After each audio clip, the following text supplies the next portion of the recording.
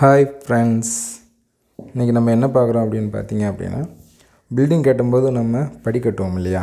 அப்படி படி கட்டுறோம் அப்படின்னமோ அந்த படி ரூம் இருக்கும் கீழே, அதாவது படிக்கு கீழே ஒரு பாத்ரூமோ அல்லது ஒரு ஸ்டோர் ரூமோ ஏதாவது பண்ணுற மாதிரி நம்ம ஒரு ரூம் பண்ணியிருப்போம்.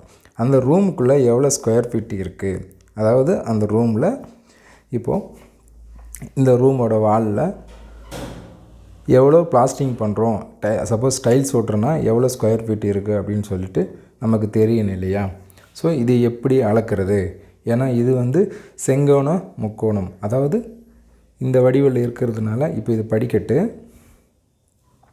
இது பார்த்திங்க அப்படின்னா லேண்டிங்கு, இது வாலு, இது ஃப்ளோரு தரை, சரிங்களா?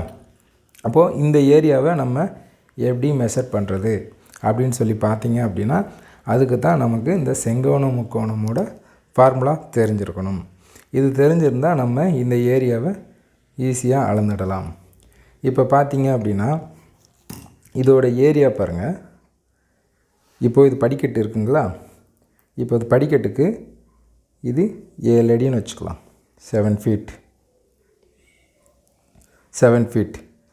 இது பேஸ் என்னவாக இருக்கும் அப்படின்னு பார்த்தீங்கன்னா, இது ஃப்ளோர் ஒரு 10 ஃபீட், சரிங்களா? இப்போது நம்ம இதை அளக்கிறதுக்கு என்ன பண்ணணும் அப்படின்னா, செங்கோணம் முக்கோணம் இது நமக்கு அடிப்படையில் தெரிஞ்சிருக்கும், ஸ்கூல் படிக்கும் போதே கூட படிச்சிருப்போம். இங்கே பாருங்கள்,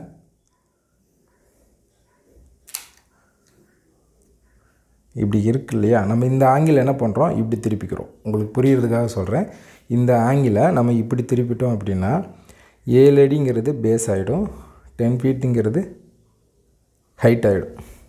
ஸோ நமக்கு ஏரியாவுக்கான ஃபார்முலா தெரியணும் இல்லையா? ஏரியாவுக்கான ஃபார்முலா என்ன அப்படின்னா, A equal to half into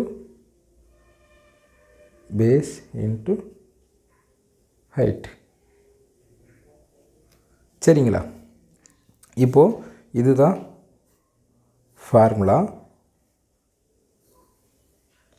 இது பேசிக்கு நம்ம ஸ்கூல் படிக்கும்போது தெரிஞ்சிருக்கும். இது இருந்தாலும் இந்த செங்கோணம் முக்கோணம் நம்ம பில்டிங் கட்டும்போது எங்கே யூஸ் படுது அப்படின்னா, இது மாதிரி இடைஞ்சலான ஏரியாக்களை அளக்கிறதுக்காக இந்த செங்கோணம் முக்கோணம் பயன்படும்.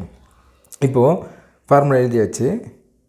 Area equal to half into பேஸில் என்ன 7, ஹைட்டு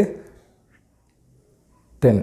அப்போது ஆஃப் இன்ட்டு 7 இன்ட்டு 10. ஸோ இங்கே பாருங்கள், 1 2 5.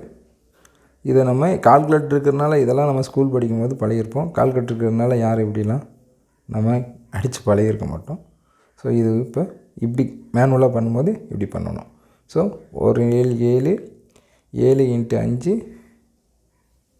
35. ஸோ இதோட மொத்தம் 35 ஸ்கொயர் ஃபீட் இதோட ஏரியா.